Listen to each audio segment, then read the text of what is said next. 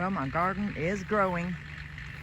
I've got all my tomatoes there. I've got more spread out, actually, other little pieces of garden. And this is my cucumber. I've got 2 rows, but it's all going up to one fence, which is fine. That's how I kind of planned it. My husband put the fence up. And here I've got 2 rows of beets. And they are doing very good. It's amazing. Some years they just don't do that good. But I think they're going to be good this year. So I'm going to make plenty of pickled beets. And my cabbage, this is the first year I'm actually putting it in rows in my big garden. So let's see what happens here. I don't know. I don't know. I'll just have to see. I know some people covers them up with like this white material stuff, and that's probably what I'm going to do next year. But there is 3 or 4 heads that might make it. Yeah, I don't know. They all might make it. Who knows? There's one right there. It looks like it's getting big. And then here's all my green beans. My husband rigged this fence up, so they're all crawling up it. That's the one. I think I have a video. An earlier video from like, I don't know, over a month ago, and they were all just little, like 1 inch, 2 inches tall, and I got a couple of squash planted in there in the center of the row there, so it can help shade the ground, keep some of the weeds down. And there's some more cabbage plants that I got that at a plant sale. I don't know if those will do good or not. They look good, but we'll just see. And then more green beans at the end of that row.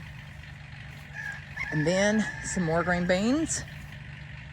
And the video I was talking about a while ago that I've got the beans, I've got it named I've got like 6 or 8. Yeah, I got about 8 different green beans all mixed in here.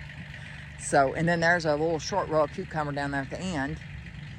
I got those at a plant sale, and there was like 2 6-packs, and I just threw them right down there next to the green beans. And then my husband's got this sprinkler system set up, which that's going to be really good. And it goes to a water hose, which is connected all the way up to the back of the house. It goes through I don't know what kind of a garden I always call it my herb garden. But I've got pollinators in there and all kinds of goodies. And I don't have nothing in here yet. I haven't been able to do a whole lot here in the last 6 weeks, and I'll kind of talk about that here in a minute. I've had a hard time. I've had a problem with my foot, but there's some that I planted.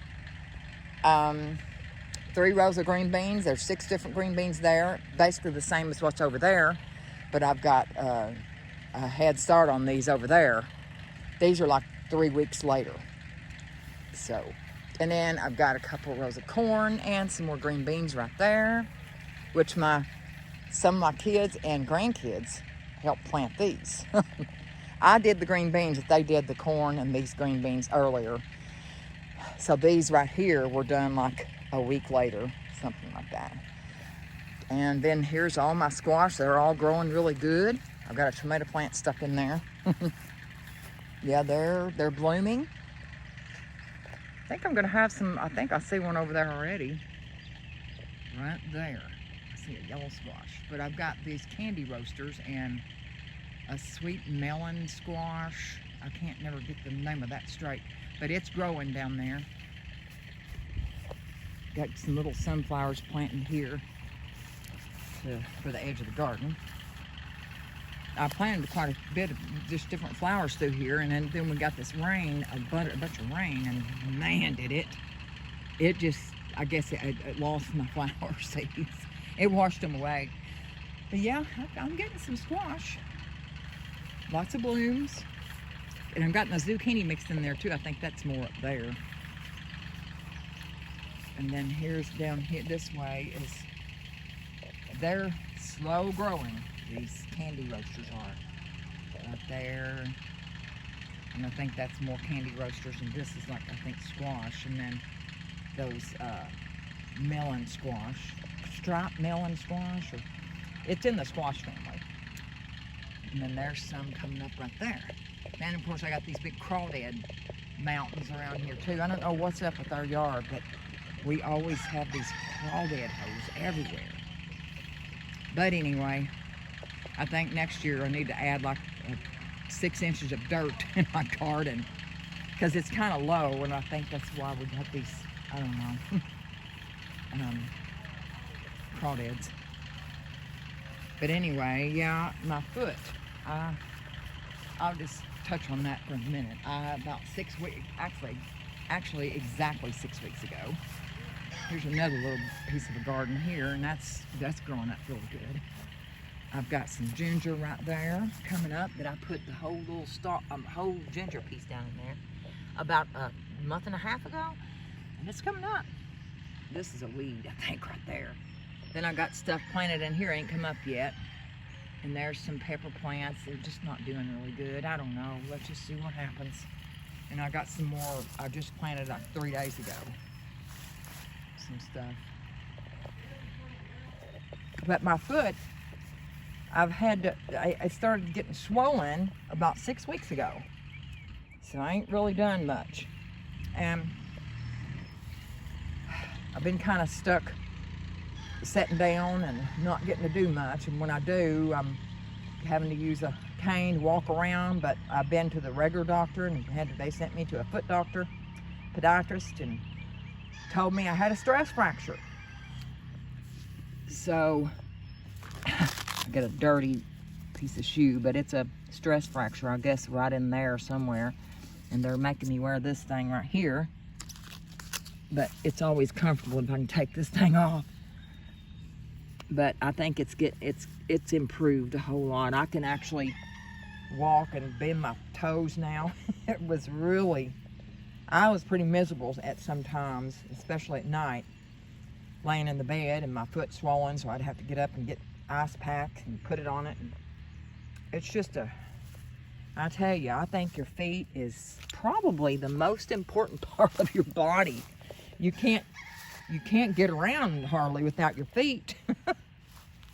Gotta have those feet, and my advice to everyone out there, take care of your feet. But the doctor said that, I asked him what caused it, because I don't remember hurting myself at all. And this one day I just woke up and my foot was swollen. And he just said, wear and tear. You might have stepped on something a certain way, didn't know it, and then it just made a bone kind of get loose from another bone or something like that. And I can actually kind of walk on it now. But I still pack my cane around with me. I have a cane.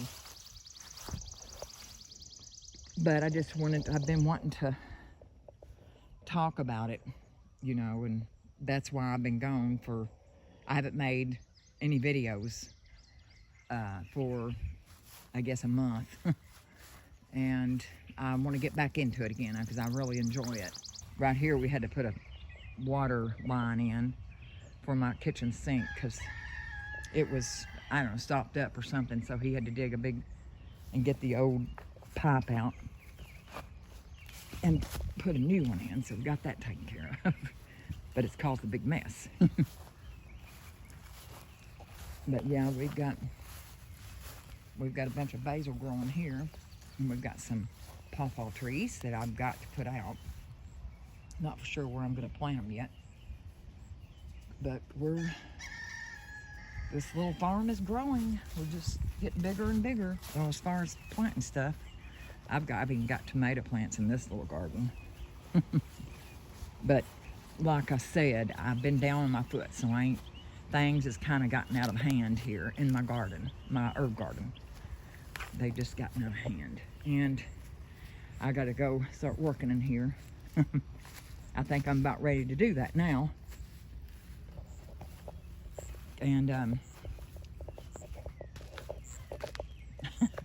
there's my lazy lily bat. Yeah, it's pretty weedy. I've got to get in there and work and get some of them weeds out of there. And then my little paths I got in there, I need to pick up the stepping stones and I'm thinking about putting a layer of that cloth, and then put the steps back on top of it so you can see my path. And that way I don't have to worry about all the weeds. And then because I've got a path like right there. It's kind of hard to see because there's so many weeds. But yeah, I've just been behind and I'm catching up.